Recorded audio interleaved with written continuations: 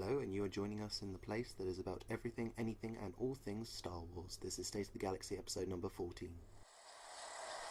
For centuries, Alderaan stood as a beacon of hope in the Republic.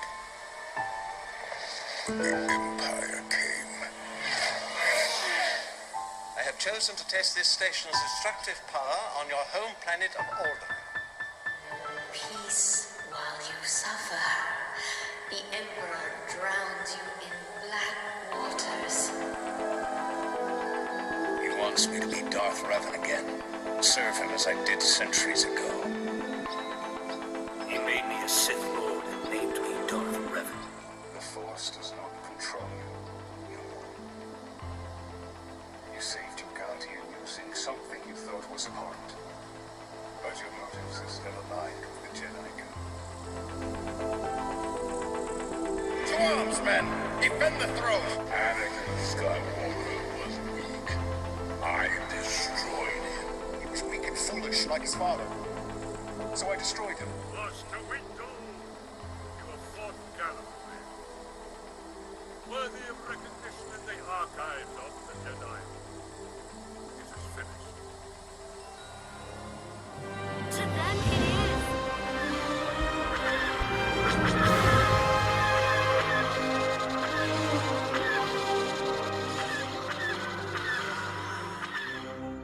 I have been waiting for you. Is it true that he is the chosen one? It's Alex, And it's me, Harrison. Back again. and this is another episode of State of the Galaxy. So we're running this one just a little bit different than we do usually, and it will be a start off to the episodes that will release should we not be around to record a proper episode. So what we're going to be doing is we're going to be going through Star Wars Rebels, and if we don't hate each other and our own existences by the time we finish that, we'll then jump into Clone Wars as well, and any of the Star Wars spin-off series, if there are any more, like the Ewok Adventures if we really have to, or any of the Star Wars fan films as well, because they're really, really good. So what we've just watched is Star Wars Rebels episodes 1 and 2 of season 1, which was Spark of the Rebellion part 1 and 2. So thoughts, primary thoughts.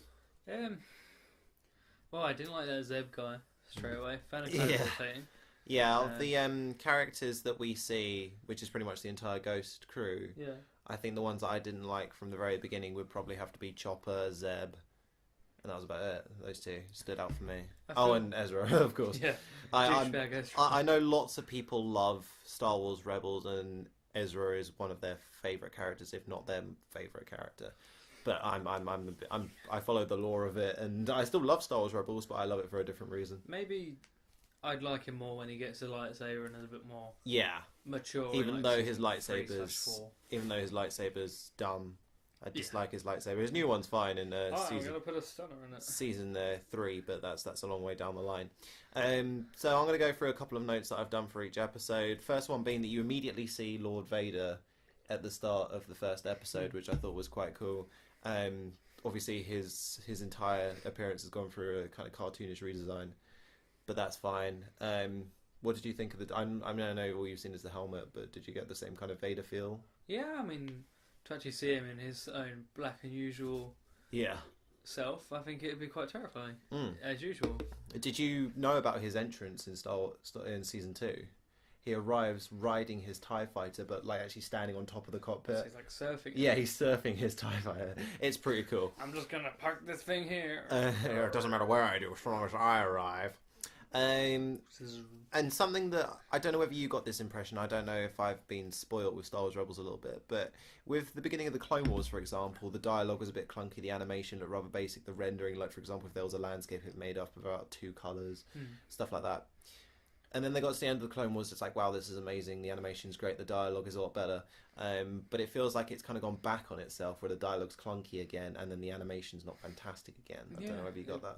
They seem to have like mangaified it. Like their eyes look really manga. Everything looks kind of anime style, like very bright, not dark rebellion Star Wars type era that I imagine. Yeah, it to be. I mean, you'll get to that later on, but you're right. Even the browns and stuff are very vibrant. Sabine looked like a glowing carrot. She was so tanned. It was like, wow. Yeah, she is quite tanned. And I love the remake of some of the old music. I don't know whether you noticed that, but during some of the chase scenes, they redid some of the music. No, I don't think I noticed. Like some of the TIE Fighter music that they used in the original films, they remade that. But I don't mind Kanan's dynamic with Chopper. I thought that was alright, even though I don't like Chopper. Yeah. His dynamic with Chopper was alright in the first episode. And when Hera talks about what Kanan used to be like and stuff like that, foreshadowing some of the stuff that we hopefully get to explore with Kanan in the future. Well, he seems kind of douchey now, but he gets better later. He just has a like arrogance. Yeah, but I suppose that's kind of a Jedi trait. Yeah. You get to see the new Walkers, which I've always loved the new Walkers. And I was really bummed out I never got the Lego model. Lawrence actually has that in his room. It's sitting on top of his shelf, and I always. Lego you've got, you should just make one. I know, right? But no, I was really sad to see that I didn't get that one, but that was a really nice one. An introduction to Callus and his kind of career. I mean, you said while we were watching the episode that you kind of got a Hux impression from him. I made the connection, and forgive me for quoting material that's outside the Star Wars universe, but Shrek #2 with Prince Charming, he kind of had the same mouth movements and same kind of demeanor. But that was the only thing I liked about Shrek 2, to be fair. So I'm all down with it. Otherwise, hated that film. But yeah, Prince Charming's a good addition. I really like Prince Charming in that film. I love the fact that they named Tarkin Town what they named it. Yeah. Just because it was pretty much him who led the kicking off of their land and stuff like that. To name a town after its downfall, it's quite interesting. You don't. Well, that was kind of that wasn't like a natural name though, was it? That was a bit of a slang name, surely. Yeah, I suppose it has an official designation. I'm trying to remember the shanty town that's talked about in Doctor Who when they visit New York. But I can't remember it off the top of my head, and I know a lot of Doctor Who fans are going to smash me for that. But no, I like the same kind of idea that the only hope they had was from the the crew of the Ghost. I did like that. I found Agent Callus to be kind of, his actions were a bit weird. Why would you chase after one young kid running after, first of all, one stormtrooper and a Wookiee child?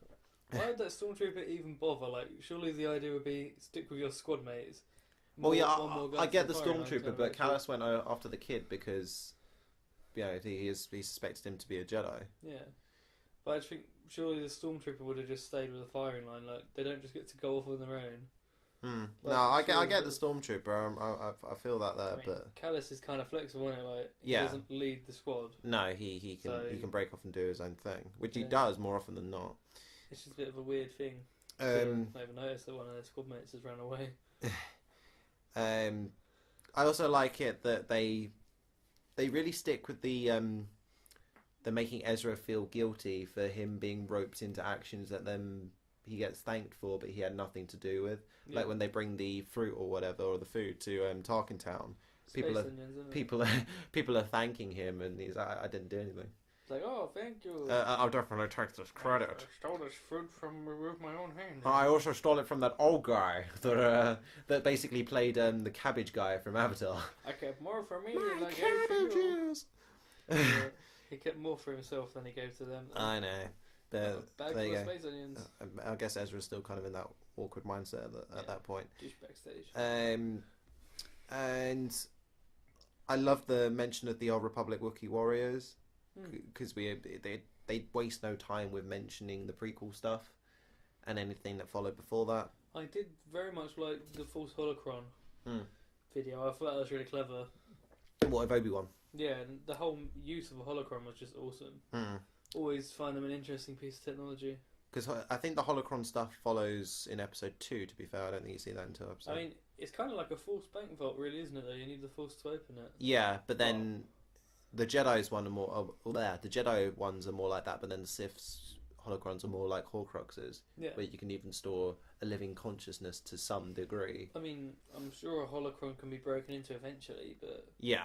the idea of being like the Force is a key is But- pretty cool. But I'd also like to think that most of the stuff that a holocron could give you could only be perceived by a Force sensitive. Yeah. So if you break into it, it's like, oh, there's a lot of shiny gold and glass and plastic, but that's all that is to the person who's trying to break into it. And I don't know if you got this, but Ezra was pretty much unlikable. I can't form the words. Unlikably selfish. Yeah. Throughout that. I mean, out of all the characters so far, which one do you dislike the most? Definitely Ezra at the moment, but I can figure out why he was like that. Clearly being left on his own, he's had to fend for himself. And So build up quite a hard personality or quite a cynical look on everything, because it's the only way you actually live. When you see his living space, and he's got like random bits of stormtrooper gear and like general junk, I'm sure he's had to fight his way for that or steal it. Yeah. So I'm sure there's a bit of a... He's had some bad times that you don't really hear Oh at yeah. the moment. Oh yeah, no doubt. So what we're going to do is we're going to hop into Spark of the Rebellion episode 2, where Ezra wants to act selfishly but can't, and acts out of the kindness of his heart, and he goes aboard the transport and tries to bring back the rebels. Do you think that was too sudden, or do you think he came to that on a kind of realistic term? I think he came onto it on a realistic term because they came back for him. So, well, they came for him. In a way. But they weren't not considering doing that from the first part, apart from Zeb. When he stole that speeder bike, though, and they came to rescue him from them. A few TIE fighters, I suppose. Yeah. There's a sense of, wow, these people have done me a great favour. I mean, he most likely got shot and blown to pieces, so... I mean, jumping onto the ship and then going to help them kind of returns that favour in a sense. It does a bit, yeah. So then only get left behind, but still. Moving on to Chopper, we got a scene that was kind of alright. I mean, I heard you laugh a couple of times when you get to see him turn off the artificial grav. Yeah. That was pretty alright. And we get to see Chopper use a different version of the droid, or I suppose the astromech propulsion unit, whereas R2 has it in the sides of his legs. He has it directly underneath his canister. Yeah, he's got kind of like an Iron Man repulsor type thing going on there. It's pretty cool. It's pretty cool. And then you get Zeb's guilt about letting Ezra get captured, and you get to see him kind of unraveling, but he's constantly denying that he's done something wrong and trying to justify like a bravado, isn't it? He doesn't want to he doesn't want to announce it because he's failed the team. Yeah, and then failed this person he's just met and could potentially be dead. Because he says something quite interesting, and I immediately, when I first heard it, I just kind of stood up and be like, ha, yeah, okay, that's kind of thinking. Because he said he's only a kid, they'll go easy on him. The Empire don't care. No, they capture Wookiee children. They interrogate droids, don't they? Yeah, they could do anything. They could just shoot him in the head and chuck him out the airlock. I mean, interrogator droids actually have an extension that can remove the eyeballs. So there you go. I imagine Ezra will be pretty about us. Yeah, unlike our good friend Kanan. Or Rom Kota. Or Rom Kota, although Rom Kota, but he became a drunk. Yeah, he became a sad I'm drunk, only saying that because my friend Robert would love the fact that I used those words. Everything got taken away from him, and then he kind of got it back, and then got taken away again by no longer being canon. Yeah.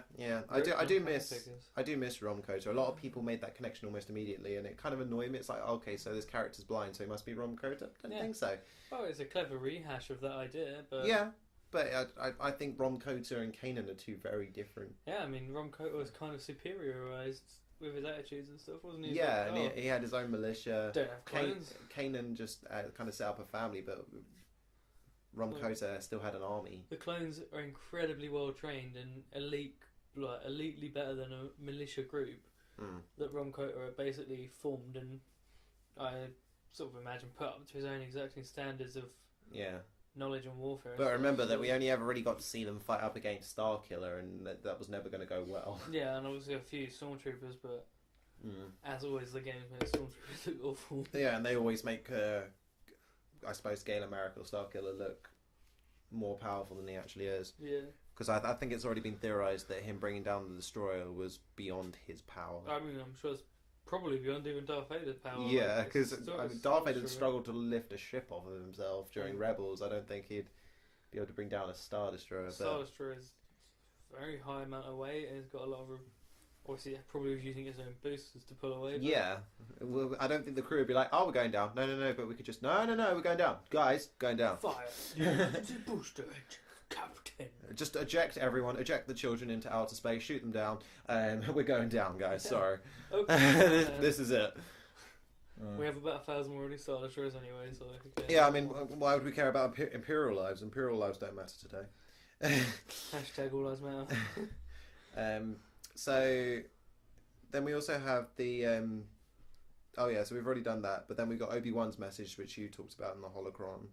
And did you like Ezra's escape from the prison block? I mean, it was clever but corny. It was like how he hid behind the steps and then quickly darted out the door. It's like, oh, bye guys. I forget whether Agent Callus actually sees through the whole Jabba the Hutt thing, because I know that I think it does come about where they kind of call him out on it.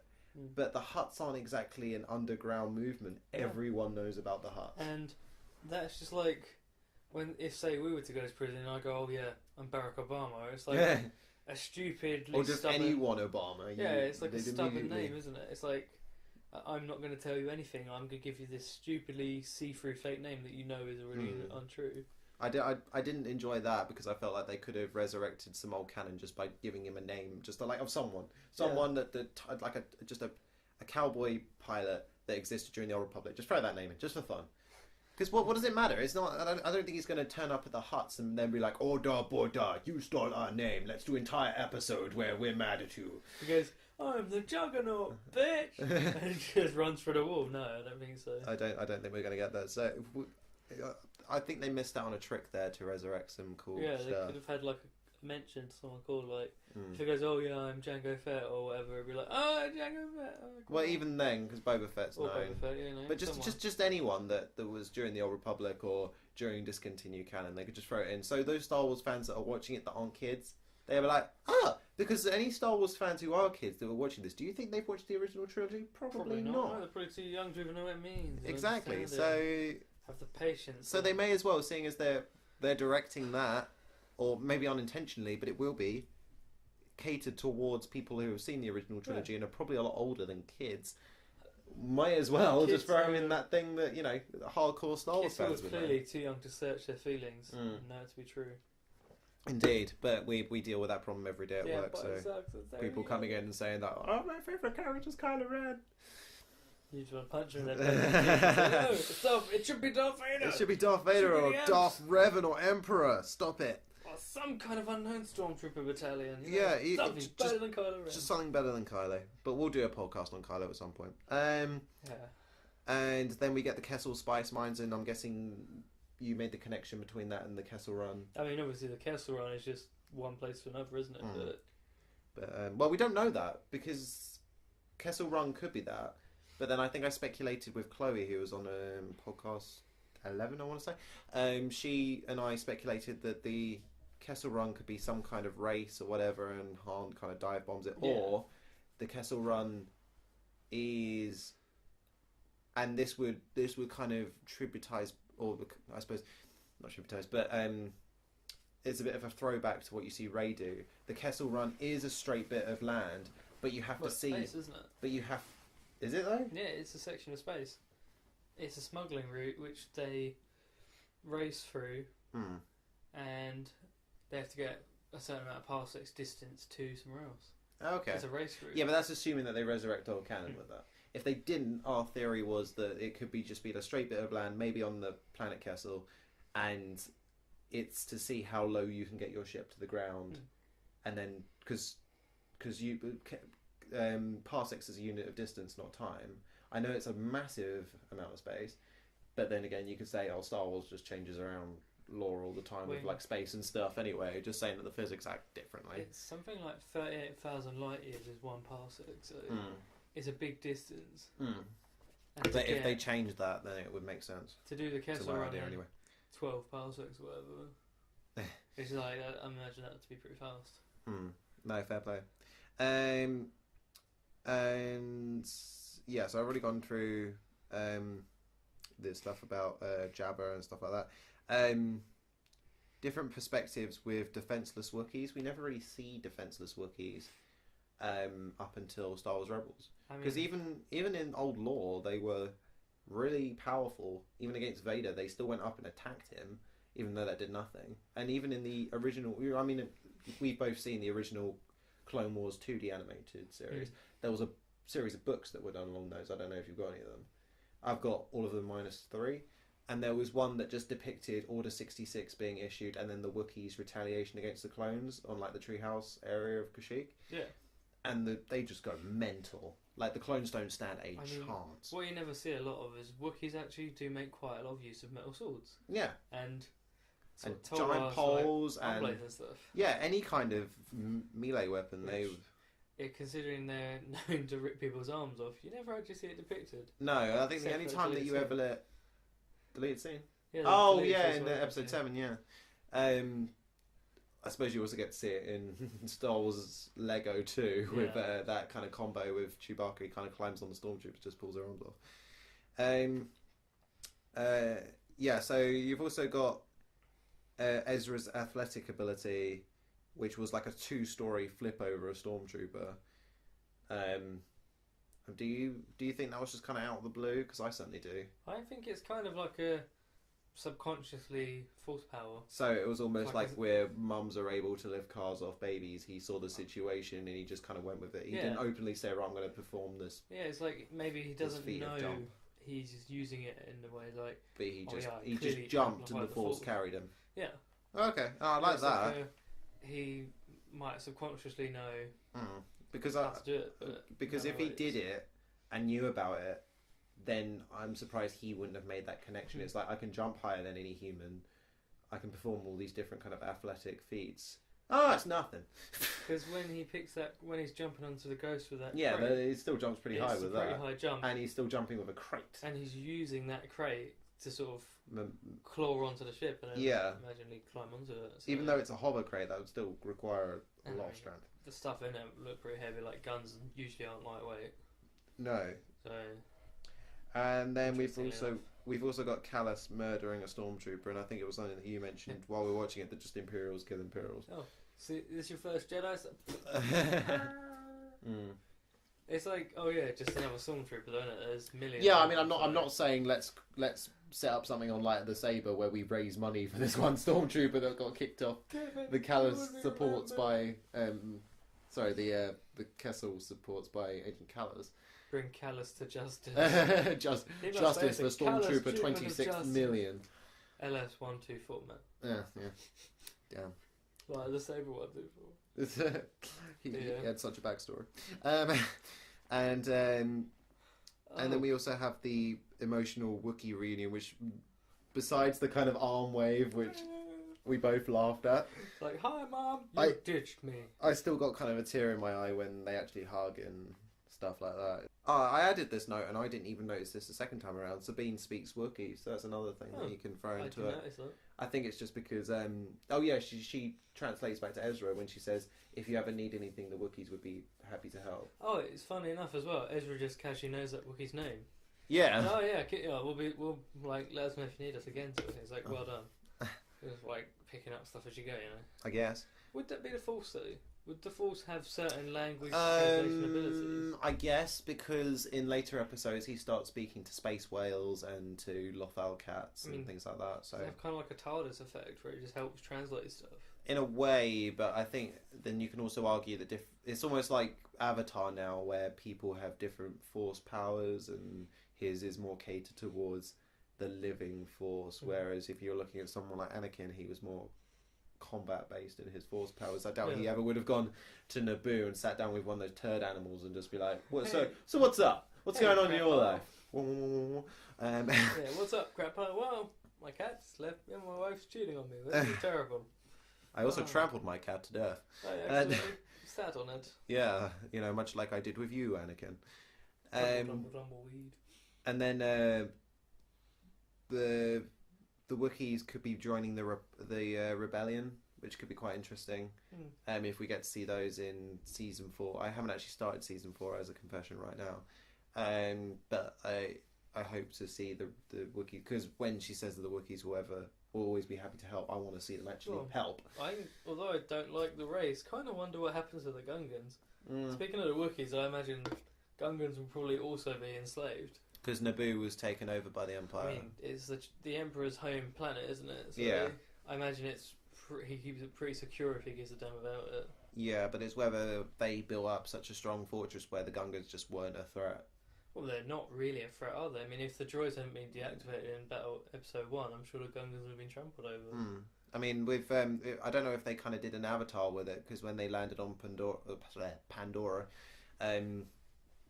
they didn't go out and just execute the Na'vi. No. Until they actually started to attack. They're like, oh, okay, they're dangerous, but so long as we don't go outside of here, we should be fine. They shoot arrows at their massive mining machines, but it's like, it's an arrow in a piece of it's an arrow in rubber, it won't do anything.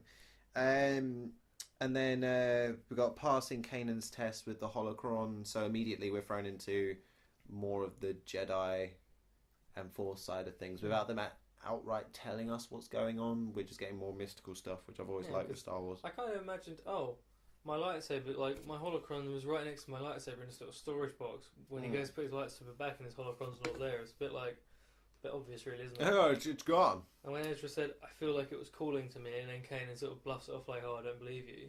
But the thing is, though, he did believe him. Yeah. He has to obviously play that bluff, doesn't he? Yeah. And then you get the wonderful atmosphere created with Obi-Wan's replay of the message, where it just shows all the crew. And like, you have to stick with your friends, and there'll be a new hope and things like that. Trust in the Force. Yeah, it was pretty good. Trust in the Force, you know it to be true. How far are we into this episode? Oh wow, well, it's 24. So I wasn't sure whether you came equipped today with anything to share with us. Well, there was a piece I was going to write, but I think I might as well just talk about it now. You can do. It doesn't mean you can't share it anyway. Was the state of the galaxy always doomed to be in a locked cycle of war?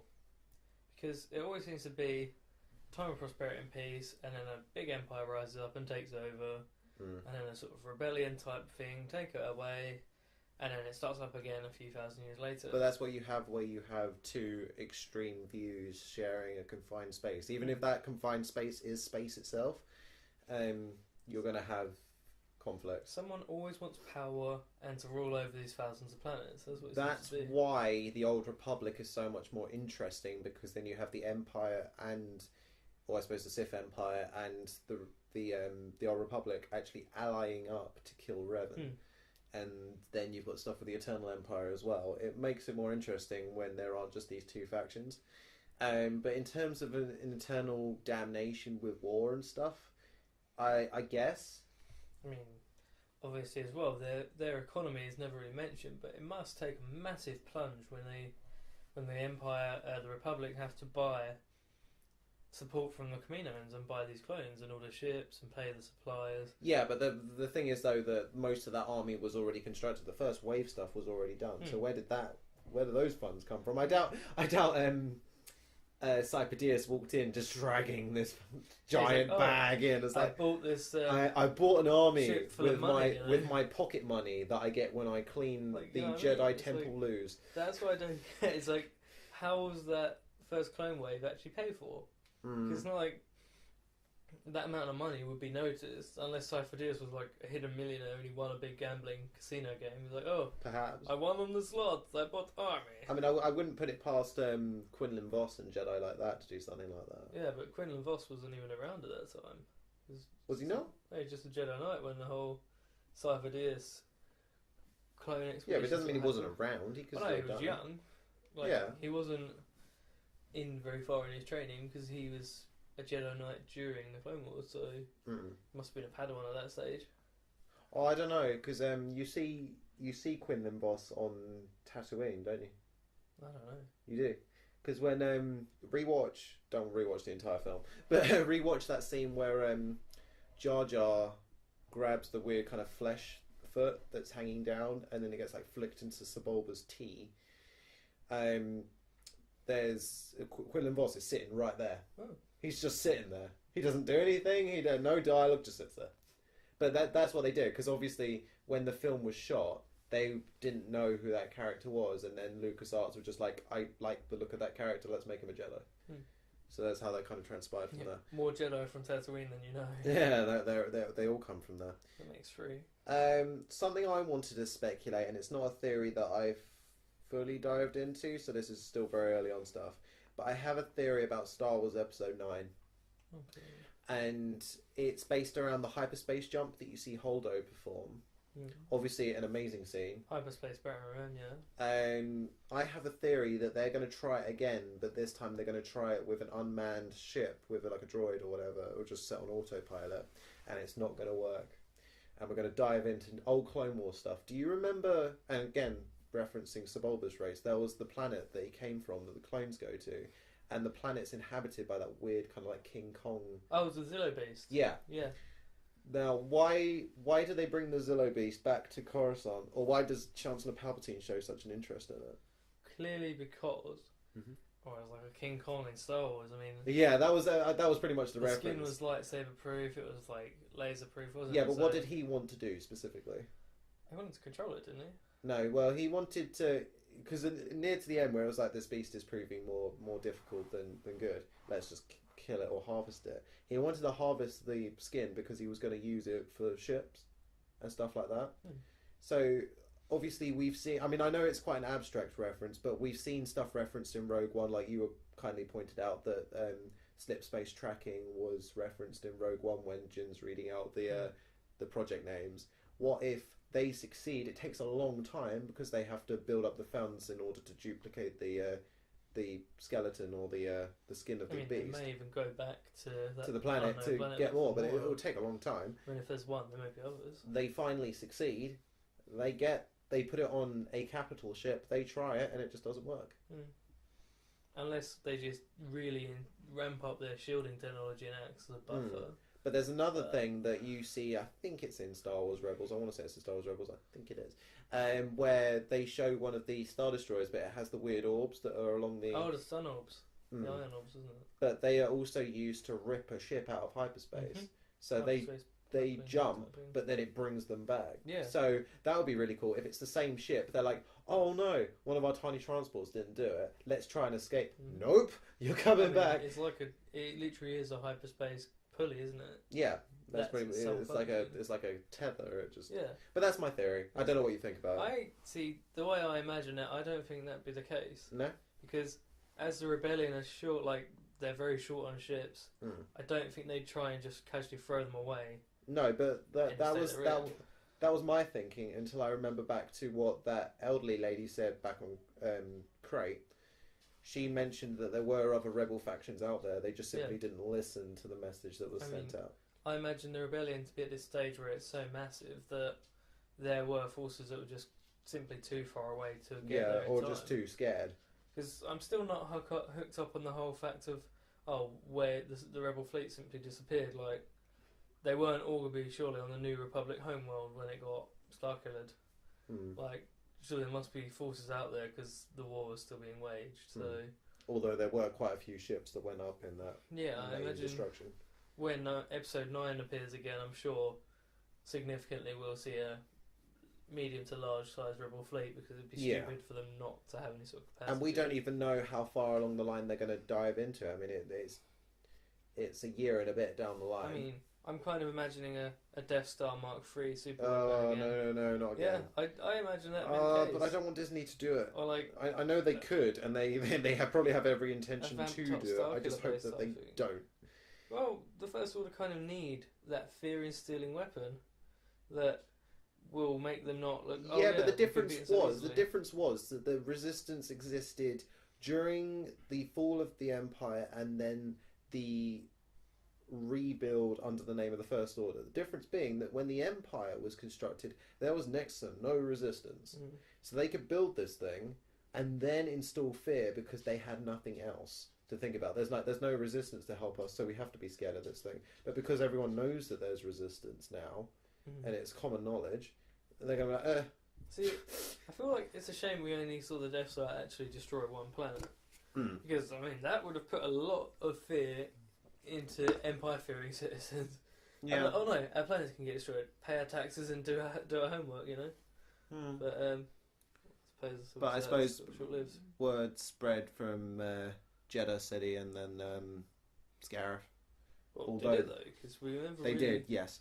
With the Wouldn't know. with the Battlefront book, apparently word spread through Imperial citizenship like insanely quick. Like, that's everyone it's knew. kind of like wildfire, isn't it? And Yeah, there's a lot of like internet based sort of not to call like social media, but there seems to be like a lot of broadcasting things in Star Wars, like there radio is, yes, stations and that's stuff. exactly what they also mentioned. They mentioned that the rebels were broadcasting from pirate stations, and that was that was after the destruction of the first Death Star, and then the Empire had to go out and eliminate them because obviously they'd be broadcasting things like "Yay, we won," and there's the Empire's fallen, but they probably wanted to snuff that out as quickly as possible, which was their next job. But yeah, let's wrap up this episode because no doubt we have. So thank you very much for joining us for episode 14 of State of the Galaxy. Search your feelings, you know it to be true. To like, subscribe, favourite this video. Leave us a comment if you feel like it too. Oh, that was a rhyme there. I got a shiver down my spine. That was good. And whether you are Jedi or Sith, Republic or Separatist, Rebel Scum or Stormtrooper. yeah, First Order or Resistance or Mandalorian. I think we've gone through them all. Or Geonosian, just chuck it out there. Yeah, I lost track. But thank you very much. Have a great evening, day, or whatever you're doing. May the Force be with you and see you next week. Catch you again soon.